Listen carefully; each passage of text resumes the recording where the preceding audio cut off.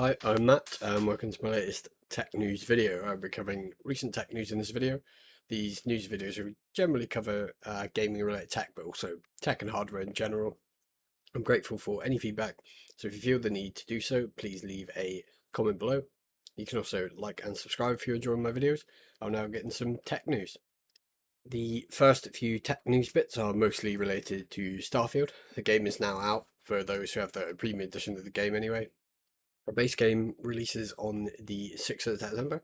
I did cover some Starfield details in my most recent gaming news videos, which should have been released yesterday. Check that if you're interested. The first bit on Starfield is going to be me going over the PC system requirements for the game. PC specs were revealed a little while ago, I think, but I thought I would cover them here as I've not went over them before. And I'm not sure if they've been updated at all since then, but anyway, let's get into the specs. There should be images of the spec going up around here. As always, there will be images and footage maybe being shown during these videos, mostly images for this episode though. And also, as always, I will link all relevant source material in the description. So I will start with the minimum specs for Starfield as provided by Bethesda themselves. CPU-wise, it details for minimum an AMD Ryzen 5 2600X or an Intel Core i7-6800K. For system memory or RAM, it recommends 16GB of RAM. For graphics, it recommends a GTX 1070 Ti or an RX 5700. Both cards have 8GB of VRAM. Storage space required is 125GB. And it also notes that an SSD is required, so I'd expect at least a SATA SSD or faster NVMe drive. The game might work on a mechanical hard drive, but I haven't seen that being demonstrated yet. I'm guessing it will likely have a negative impact on performance, but we will wait and see for that. These specs were the minimum requirements, but the game will probably run on many different PC configurations. Onto the recommended requirements now. CPU-wise, it details for recommended an AMD Ryzen 5 2600X or an Intel Core i5 10600K. For system memory or RAM, it recommends again 16GB of RAM. For graphics, it recommends an RTX 2080 or an RX 6800 XT. The 2080 has 8GB of VRAM and the 6800 XT has 16GB of VRAM. Again, it notes that an SSD is required with 125GB storage required for the game. The specs were the recommended requirements, but as mentioned, the game will probably run on many different PC setups, so just because you haven't got something here or something as good as what I've covered, it will probably still run, but just to varying degrees. It also requires, or it says it requires Windows 10 or 10/11 with updates. And also for the API, DirectX 12 is looking like it is required. The requirements seem somewhat reasonable, I guess. The minimum GPU specs aren't the minimum you can play the game on. I did watch a video by Daniel Owen where he showed it running on a GTX 1060 6GB. It wasn't running like spectacularly well, but it did run the game. I will link his video in the description, and when more tailored Starfield drivers are released, it will likely run better at the lower end as well, hopefully. The GPUs for the recommended requirements are a bit different performance tiers. The RX 5700 and GTX 1070 Ti perform quite similarly last time I checked, but the difference between the recommended the 2080 and 6800 XT is much wider, so I'm not sure why the 2080 was chosen, as the 3080 is the 6800 XT's direct sort of performance competitor. It is looking like Starfield is a fairly demanding game that might require upscaling tech like FSR on lower end GPUs. It should also be noted that DLSS is not in the game on launch, but might be coming at a later date, which is good, as I think the more upscaling tech that's implemented, the better. Or at least you'll get a choice of the different ones if you choose to use them. As the game is more optimized with updates and receives more game driver updates, I think performance will improve. I would hope anyway. I'm looking forward to playing the game and seeing how it performs, and I'll be starting the game I think once I'm done with Armored Core 6. I'm playing through that at the moment. Now for some Starfield early release driver news. I am not certain whether we will see more driver updates around the game's main release, but AMD and NVIDIA have already released game-specific driver updates, which is good to see. You do usually see the GPU vendors release driver updates when a new big game is out or coming out, and usually in time for launch. But this is, I guess, technically launch, early access launch, but a bit earlier than the sort of main game's launch. Apparently, AMD's latest Radeon software Adrenalin 23.8.2 drivers boost Starfield performance by up to 16%, which is good, although the performance boost seems to benefit the 7900 XT and XTX the most. NVIDIA also released a game-ready driver, which is focusing on Starfield as well as Icarus, New Frontiers. I do want to try that game. It was developed by RocketWorks, which was founded by Dean Rocket Hall, who was the creator of DayZ. So that's an interesting, bit of info on that. But yeah, anyway, back to Starfield. NVIDIA hasn't detailed its own boost to Starfield performance with its latest drivers, but is likely a noticeable improvement, I'd hope. So yeah, it's good that AMD and NVIDIA have released drivers specifically targeting Starfield. Hopefully they continue to work on drivers to improve the performance of the game, as they likely will. I did want to mention Intel as well. Apparently, going by user reports, Starfield isn't running so well on Intel Arc GPUs, with a number of users experience issues. I'm guessing there are issues with the game on AMD and NVIDIA GPUs as well, but I've not seen any news on that with those GPU brands so far. Some Starfield users who have access to the game and are using Intel Arc GPUs are reporting the game failing to load or taking a long time to load, and crashing has also been reported. I think Tech Power Up was the original site that detailed these issues. Luckily, though, Intel's graphics is releasing a fix for these issues, which will hopefully come on or around the general release of the game, which is, as mentioned, on the 6th of September.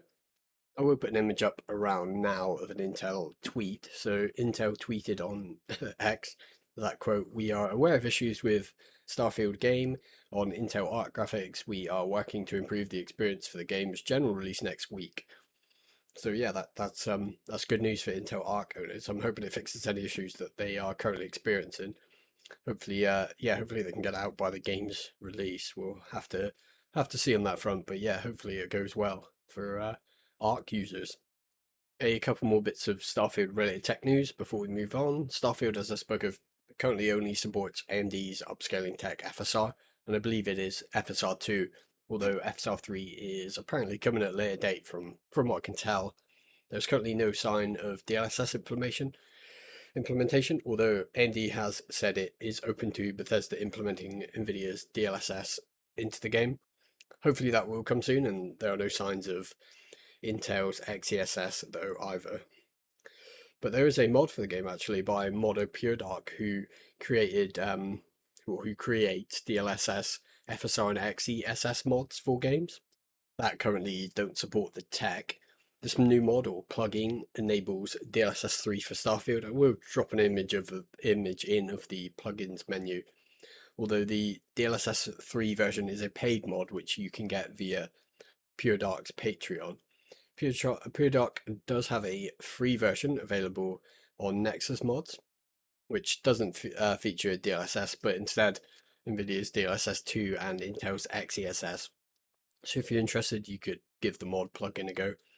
Not sure how easy or not it is to install, but if that's what you're interested in, maybe check out the Nexus mods PureDark Starfield plugin.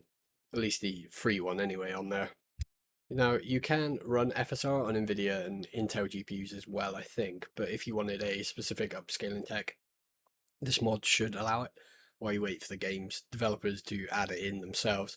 I'm hoping that DLSS and XeSS are added to the game in the not too distant future, but we will have to wait and see on that front. The final bit of Starfield news today is about the Starfield AMD Limited Edition GPU and CPU bundle. This is a bundle I showed in the last tech news video, I think. Only 500 are available, and they were only available to buy or win, I think, at QuakeCon 2023, which was a few weeks ago. With the bundle, you get a Starfield-themed RX 7900 XTX, as well as a Starfield-themed Ryzen 7 7800X 3D. We'll put some footage and images up on the bundle. They do look quite cool, especially the 7900 XTX. It's obviously got a bit more to it because it's a large GPU, but I generally prefer a more simple design, like art-wise, when I look at graphics cards. Of the 500 that were produced, at least one has now ended up on eBay for sale, and that's the main bit of news. At the time I checked, a bidding for the limited edition bundle was at $4,250, with around 4 days left. That is quite a bit of cash, given that the graphics card is around $1,000 and the CPU is around $400 when new. I certainly won't be bidding on it, but it is interesting to see, I guess. The person selling the bundle has also said in the listing that all proceeds from the sale go towards Mental Drive Inc., a mental health non-profit. That sounds good. If genuine, I would hope that the seller is genuine. They do have a high eBay feedback rating. If that points to them being more genuine. But yeah, it's quite an interesting thing that someone's already selling one of the 500. But yeah, it's quite cool. Just thought I'd add that bit in there. But yeah, that's all the Starfield news for today. I will get in some AMD and NVIDIA GPU news for the next few sections. There has been a leaked 3D Mark score for the recently announced and soon to be released Radeon RX 7700 XT. The 7700 XT and the 7800 XT were revealed at AMD's Gamescom event. I did cover the event in my previous tech news video, so check that if you're interested. Both of the new AMD GPUs will be releasing on the 6th of September, the same day as Starfield, and will cost $450 and $500 at MSRP for the 7700 XT and the 7800 XT respectively. We kind of already know how both will perform. 7700 XP will be approximately 10 to 20% faster than the RTX 4060 Ti 16GB, and the 7800 XT will be around the same performance as the RTX 4070. The metrics were provided by AMD, so I'm looking forward to how they perform when tested and reviewed by tech YouTubers. Going back to the leaked 3D Mark times by GPU scores, and I will put an image from the video cards article up. The 7700 XT allegedly scored around 17,000 points in the benchmark. This puts it a bit higher than the RX 6800, which scored 16,137, and behind the RTX 4070, which scored 17,839. For more context, the 6800 XT scored 19,277. This is only a single synthetic benchmark, so it might not be reflective of real-world gaming performance, but it does give some indication of where the GPU might sit when compared to the current GPU offerings from AMD and NVIDIA. At least we know the 7700 XT should outperform its predecessor, the 6700 XT, by a decent margin. 6700 XT scored 12,806 in the 3D Mark times by test. So given that, I'd expect the game performance of the 7700 XT to be a nice amount higher, as the score is rather higher with the 7700 XT, although we'll have to wait a few more days to get definitive results. I expect reviews for the 7700 XT and 7800 XT will come out on the 5th of September, so day before the actual product release. As is usual, the embargoes for these tech reviews lifts the day before the product's release. Now onto some NVIDIA graphics card news, specifically news related to MSI's NVIDIA graphics cards. MSI is refreshing its RTX 40 series lineup of graphics cards. This is an update to its Slim Gaming lineup. I didn't realise this, but they already do Slim Gaming variants of the RTX 4060 Ti 16GB. I will put some images up of the Slim Gaming cards. MSI is now going to release the Slim Gaming variants for the RTX 4090, 4080, 4070 Ti and the 4070. MSI PR is quoted saying the Gaming Slim series is available with the GeForce RTX 4090, GeForce RTX 4080, GeForce RTX 4070 Ti, GeForce RTX 4070, and GeForce RTX 4060 Ti graphics processors. As noted by video cards, the main focus of the MSI press release are three of the SKUs, the RTX 4070 Ti, the 4070, and the 4060 Ti. This is pointing to the MSI gaming slim variants of the RTX 4090 and 4080 coming at a later date. For size comparison, the RTX 4070 Ti gaming slim is a 2.5 slot design, 5.1 centimeters, I believe, in height, and measuring 30.7 centimeters in length and 12.5 centimeters in width, while the RTX 4070 Ti Gaming X Trio is 33.7 centimeters in length, 14 centimeters in width, and 6.2 centimeters in height. So yeah, the slim models are smaller in volume. They're also lighter at 1.09 kilograms when compared to the fair bit heavier 1.59 kilogram weight of the Gaming X Trio RTX 4070 Ti. Looks like there is some variation in size between the 4070 Ti and the 4070 models. The gaming slim models also operate at a slightly lower clock speed, 15 megahertz lower when compared to the Gaming X Trio model of the RTX 4070 Ti. Although I do doubt this will make much performance in gaming, but I could be wrong. And I will say I'm glad that MSI is doing this, as I think the current generation of GPUs from AMD and NVIDIA are quite bulky, so it's good to see a company reducing the size footprint of these graphics cards. I'm a fan of a smaller graphics card, generally speaking. I'm hoping that we see more reduced-sized cards in the future, maybe from other brands as well. Another bit of NVIDIA news next. As I covered in a previous gaming video, or tech video rather, not gaming video, Samsung had shown off its GDDR7 graphics memory, and now the company has started sampling its GDDR7 to NVIDIA. This is for use with its next-gen gaming GPUs, so the RTX 50 series GPUs, and I guess maybe the 60 series GPUs as well. Yeah, maybe it would still be used for them. I would possibly think it would be. SK Hynix also has GDDR7 graphics memory that is sampling to NVIDIA. According to reports, both Samsung and SK Hynix are already sampling GDDR7 to NVIDIA, and it's looking like these two companies will make up the lion's share of the GDDR7 being used in the next-gen GPU market. Currently, Micron is the biggest supplier of GDDR6 memory to NVIDIA, though given this recent news, Samsung and SK Hynix could take their place when it comes to GDDR7. GDDR7 is expected to have a big leap in performance over GDDR6. When compared to the fastest 24 gigabit second GDDR6, GDDR7 is around 40% faster and around 20% more power efficient. Micron is also planning GDDR7 memory modules, but it doesn't look like they will have a competing product until next year, 2024 at some point. The first implementation of GDDR7 in gaming GPUs is most probably going to be in NVIDIA's next-gen GPUs, the RTX 50 series, codenamed Blackwell, which have a tentative release date of late 2024 or early 2025, as is now more likely. I suspect AMD will also adopt GDDR7 for their next-gen GPUs, the RX 8000 series of GPUs, but as of now, there isn't much news on that front, I don't believe. If we do hear any more details, as I have done in previous videos for next-gen GPUs, I'll, more than likely cover that, because it is, quite interesting to see where the GPU market is going. Now for some ASUS GPU news. I had covered that ASUS is creating proprietary power connectors for its graphics cards in a previous video. I guess I don't think every single one of their cards will have it, but just certain models.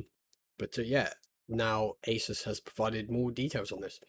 This new connector, named GC-HPWR, is a cable-free design and could be a replacement for the current 12VHPWR NVIDIA and PCIe SIG design. PCIe SIG, that is currently in use on a number of NVIDIA graphics cards. I will put some images up of the connector on board a graphics card and on a motherboard, as well as a sort of design, like blueprint looking diagram image. At a recent Bilibili World event, ASUS showed off the GC-HPWR connector. At the event, ASUS also announced that the connector will go into mass production later this year. I guess the GPUs with the connector as well. Going by what ASUS said, the GC-HPWR will be able to power up to 600 watt GPUs, so it could even be used for the RTX 4090. The connector is a proprietary design, so it will require an ASUS motherboard and graphics card with the compatible connectors. The motherboard connection is positioned alongside the PCIe X16 slot, so the connector on the graphics card will slot into the motherboard connection without, by the looks, without much hassle.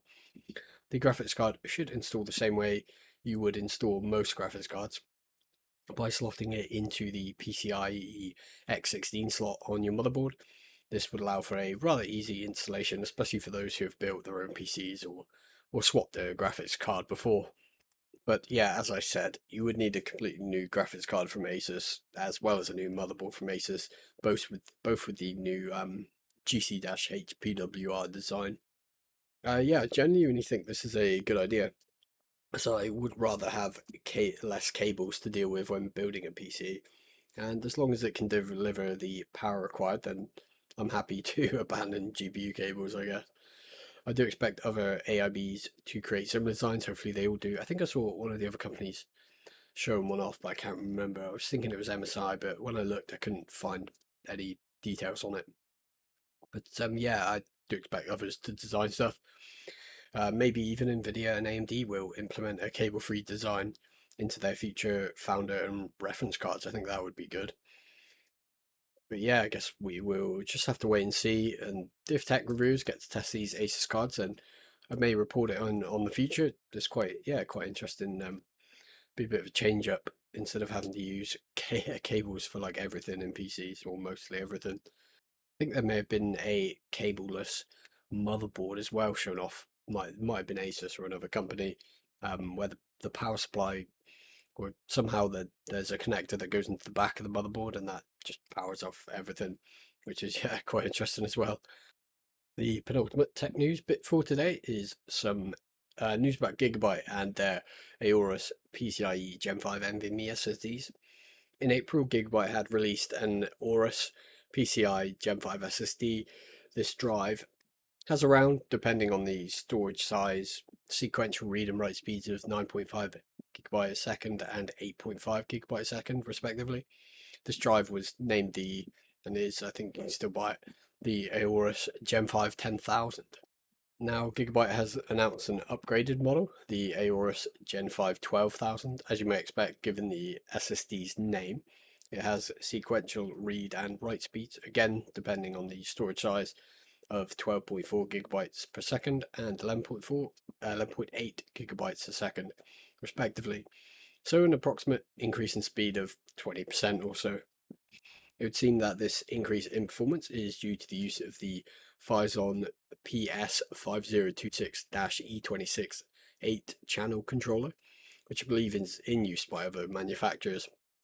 Apparently, this memory controller can reach speeds of 14 gigabytes a second when fully utilized. So yeah, we may see still even faster PCI Gen 5 NVMe SSDs. But I believe that might be approaching the upper end of PCI 5 SSD, PCI 5X for NVMe speeds. PCI 5 NVMe drives, as I covered before, are still quite expensive, especially when, compared to PCI 4 drives, but have come down a little ever since releasing earlier this year. It is, not something I'm considering at the moment, but it's cool to see storage tech being pushed forward. Hopefully, price drops for these PCI 5 drives will, happen at some point, and will likely happen as more manufacturers put more drives out. And the final bit of tech news for today is some VR news. I guess this is quite interesting, although I couldn't ever see myself considering anything like this. It is, I guess, rather wacky. Zotac, mostly known for their graphics cards, has decided to make a VR backpack, and I will include a number of images of the device. It does look rather wild. The company had revealed another model previously in 2022, and it is called that one was called the Zotac VR Go 4.0. So I'm guessing they have done the previous models, not just went straight to 4.0. This new model, the 2023 model, is similar but actually has a downgraded GPU, weirdly. The older model had an RTX A4500, while the new model has an RTX A2000 GPU. Both models do have the same CPU, which is an i7-11800H, I believe. As you might expect, the device is powered by batteries, two 6,000 milliamp hour batteries to be more precise. And the device comes with a dual charging station, and the batteries are apparently swappable on the go. The device without a VR headset looks like it will function just like a normal PC, but will be attached to a backpack, I guess. I'm pretty sure a VR headset doesn't come with it, but I could be wrong. But yeah, it does look a bit pretty, I guess, wacky to me. I wouldn't mind trying one, but I don't think I'd want to own one, especially given the cost of the actual thing. The Zotac VR backpack system is available to pre-order in the UK off of the PC retailer Scan Computers, who I do use for PC parts among other sites. But the VR backpack is £3,700. So yeah, that's probably going to be a bit over $4,000. So yeah, that's a huge amount of money for this device. I feel. I thought that would be yeah, a bit of an interesting piece to end the news section on, because it is a bit yeah, a bit odd to see. I think it's mainly marketed at not general consumers, more corporate side of things to test things, and yeah, not 100% sure, but yeah, it doesn't seem generally to be marketed at general like PC DIY consumers anyway. So that is the general sort of tech news stuff done for today. Before I wrap the video up, we have another interesting YouTube video spotlight this week. So the channel The Science Elf. This video is I wrote Minecraft for a calculator. The Science Elf has made a version of Minecraft for calculator, or some type of calculator, and details the sort of process in the video. It's actually really cool, quite an interesting watch, just to see how the game is running on there, and how they got the game programmed and working on calculator. It's really quite an interesting watch, so I'll link that in the description below. That's all the tech news coverage from me today. If you're interested, you can also check out my gaming news, which was published yesterday, or should have been. As always, feedback is appreciated, so go ahead and like or dislike and leave a comment. If you enjoy my videos and commentary, feel free to subscribe. Thank you for watching, and I'll be back again soon.